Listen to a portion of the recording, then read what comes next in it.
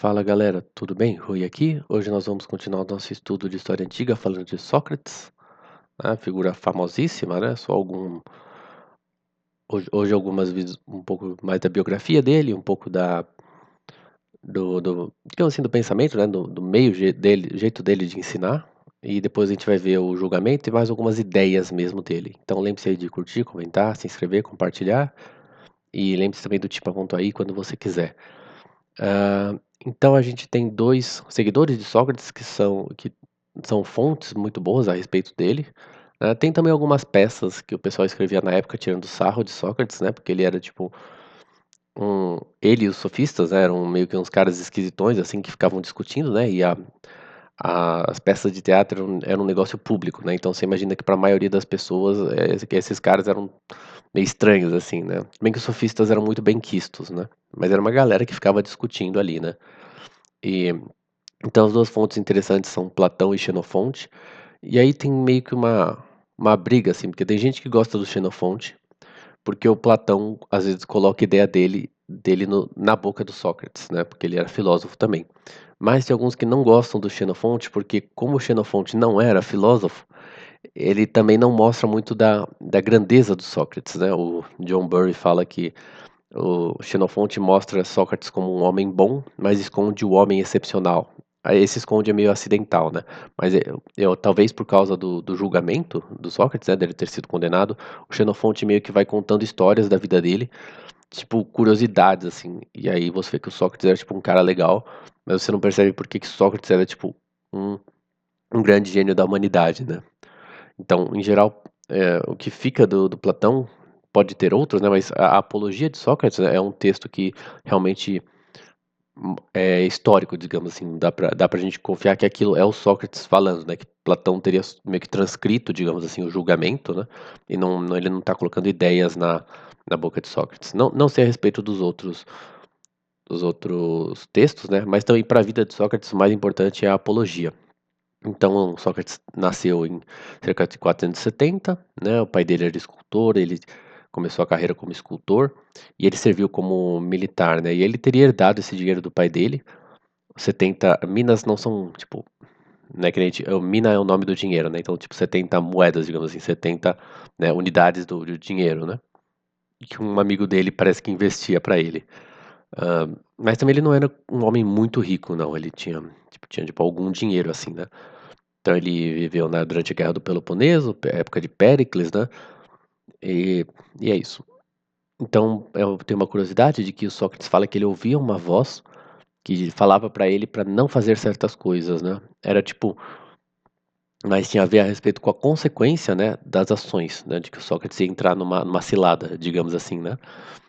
Então tem muita gente que especulou de que era loucura, de que era, hã, como é que é? De que ele estava inventando, de que era ironia, de que era um nome pra na verdade era uma como é que fala? Uma analogia, né, uma metáfora para a voz da consciência.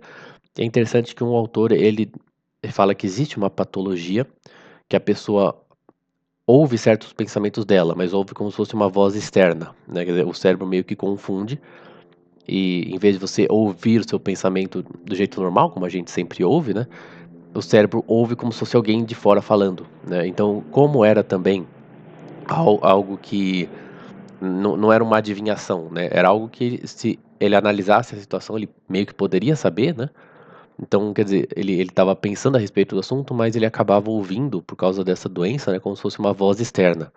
E ele acha que isso faz mais sentido do que porque o Sócrates era uma pessoa muito piedosa, uma pessoa que sempre estava querendo respeitar a lei e os deuses, né, então ele não mentiria a respeito disso e não inventaria uma história de que tem uma voz falando com ele. Também uma analogia com uma voz da consciência, assim, né, essa analogia também, tipo, por que que ele faria isso, né? Que ele estaria meio que mentindo, assim, né, é uma figura um pouco exagerada, né. Então, a gente sabe que ele foi discípulo de um cara chamado Arquelau, que por sua vez era discípulo de Anaxágoras.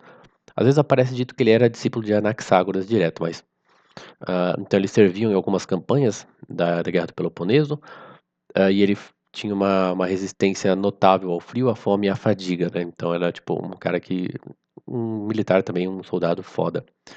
e parece que em 432 ele acabou salvando a vida de Alcibíades, que era um dos companheiros dele, né? Apesar de que Alcibíades era um cara meio questionável, assim, né?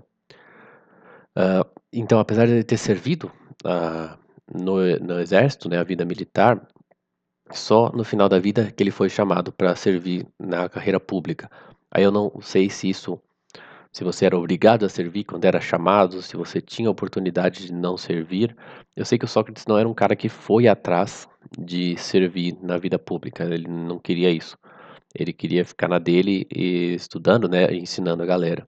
Então não sei se é uma coincidência, né, foi tipo sorte de ele nunca ter sido chamado, ou se quando ele foi chamado ele podia rejeitar, mas no final da vida então, ele foi chamado para fazer parte do Conselho dos 500 e foi logo ali nos últimos anos da Guerra do Peloponeso, Atenas já estava perdendo e teve a Batalha das Arginusas, né, e os generais foram condenados, mas a galera desrespeitou a lei, julgando todos os generais juntos, né? E você tinha que julgar um por um, né, para ver às vezes o cara X fez tudo certo e o cara Y que fez tudo errado e a gente perdeu por causa dele. Então, não é porque o cara X era general e o Y fez tudo errado, né? Não é por isso que você pode condenar o X, porque a culpa é do Y, né? Então, quando você julga os caras todo mundo junto, né? Isso era contra a própria lei de Atenas, né? E o Sócrates foi contra isso, ele virou as costas e foi embora do conselho e falou: não, não vou participar. E aí veio o governo dos 30, né? E ele também fez algo parecido, né? Mandaram ele fazer alguma coisa que era tipo contra a lei também. Na verdade, o governo era meio que todo foi meio contra a lei, assim, né? Meio que um golpe, né? E quando mandaram ele fazer lá um negócio, ele não foi. E inclusive ele, alguns falam que ele teria sido morto se o governo não tivesse caído. Ele teve meio que sorte, assim, de que ele desrespeitou a lei, mas o governo caiu antes dos caras irem atrás para se vingar dele, né? Então, os atenienses, até esse momento, não tinham participado com grande força das investigações, né? Era mais os jônios que estão ali no Oriente, na parte da Grécia que hoje está na Turquia, né?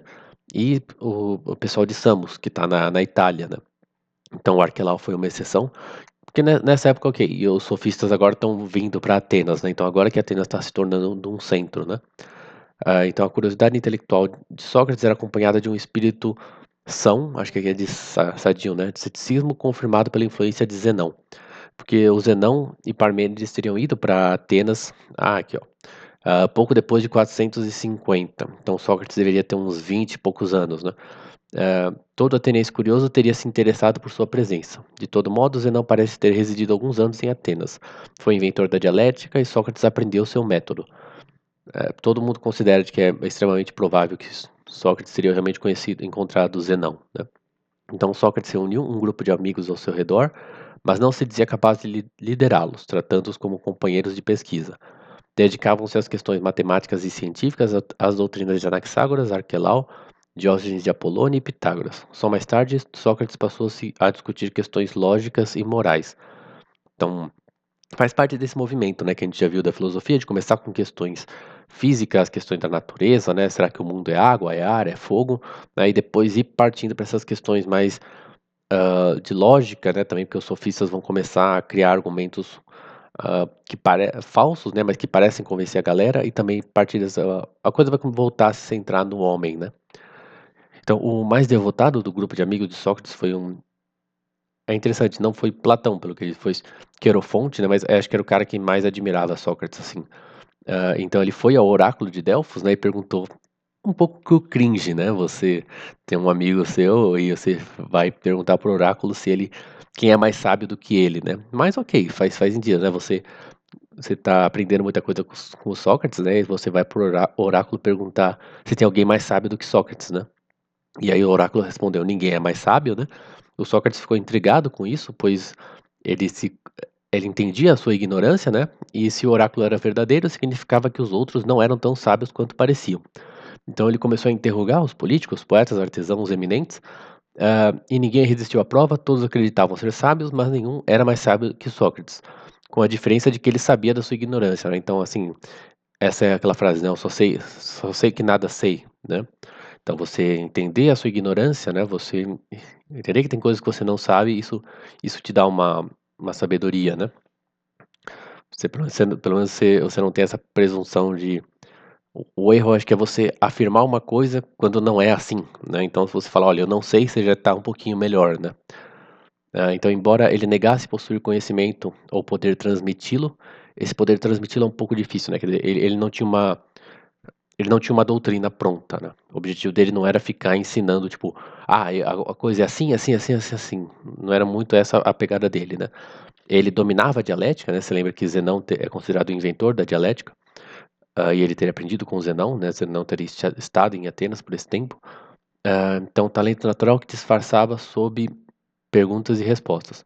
Muitos jovens se uniram a ele, atenienses estrangeiros, que mais tarde se tornariam grandes pensadores e fundadores de escolas filosóficas. Então Platão, né, todo mundo conhece, Antístenes, fundador do cinismo, que é meio um negócio meio estranho, antecessor do estoicismo, né, Aristipo de Cirene, pai do epicurismo, Euclides de Megara, Fédon de Elíseos, Ésquilo socrático. Assim, Sócrates foi, de certo modo, o ancestral de todas as filosofias posteriores da Grécia.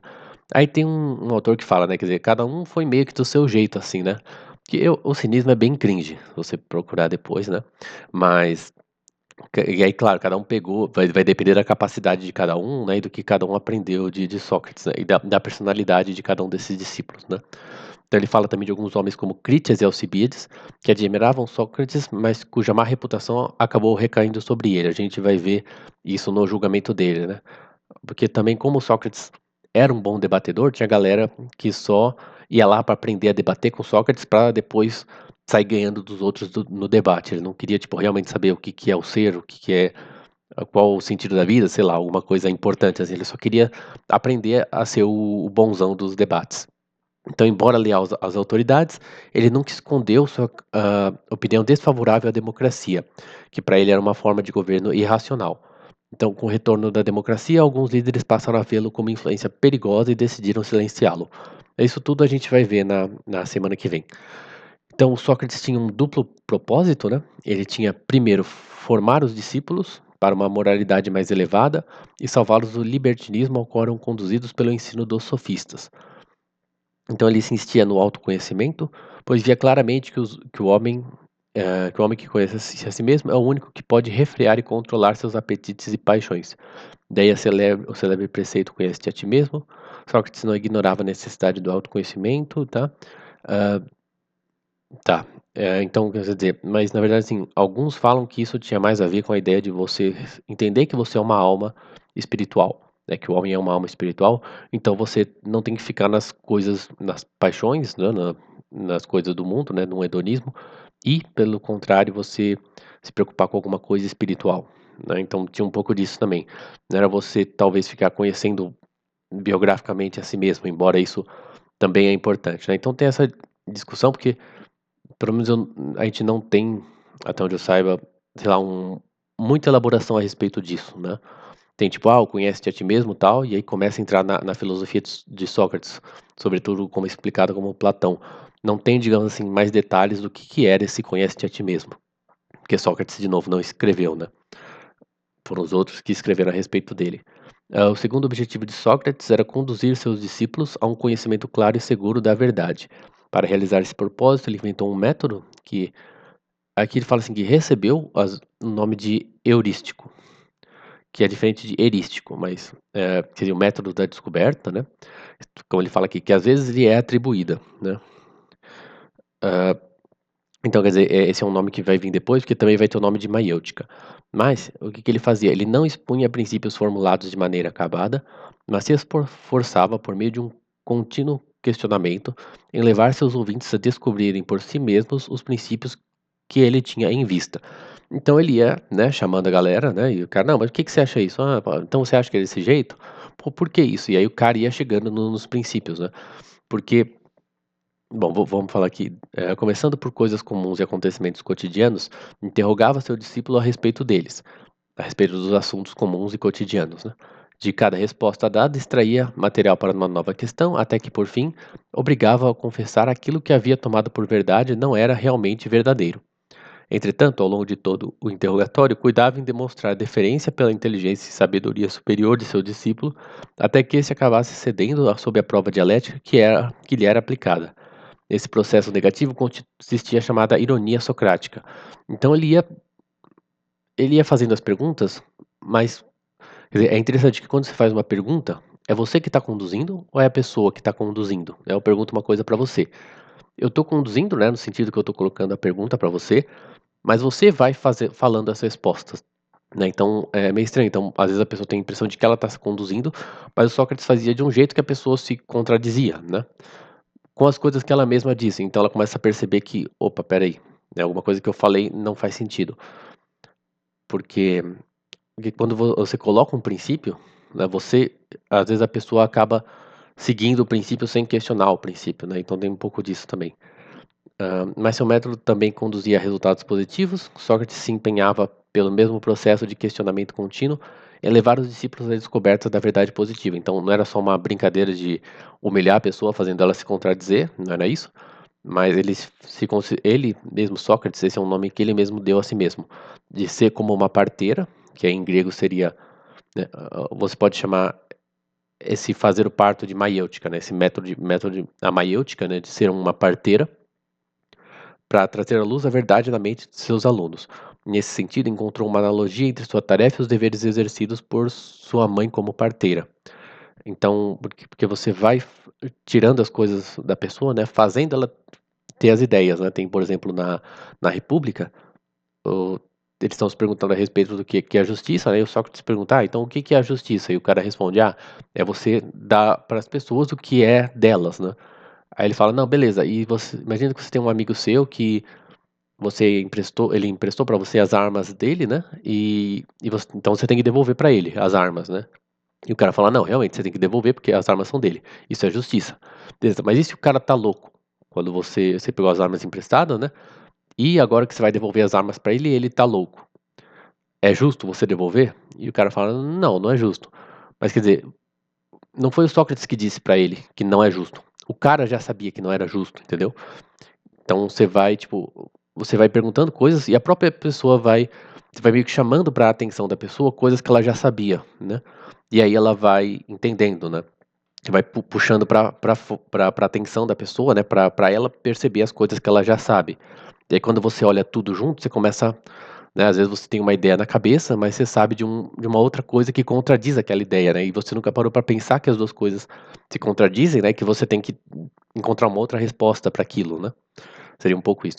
É isso, galera. Na semana que vem a gente vai ver o julgamento de Sócrates, né? Aqui vocês têm que ter uma noção de que o Sócrates ah, pode ter, como é que fala, enfurecido muita gente, porque ele saiu questionando as pessoas e mostrando que as pessoas sábias não eram tão sábias, né? E- mas aqui a gente vai ter então o julgamento dele, porque ele também é contrário à democracia, né? Vão acusar ele. E no julgamento dele vão aparecer alguns aspectos, digamos assim, da doutrina dele, embora ele não tenha sido conhecido por criar ou por propagar uma doutrina. Mas é isso, galera. Semana que vem, então, a gente se vê. Falou, até mais.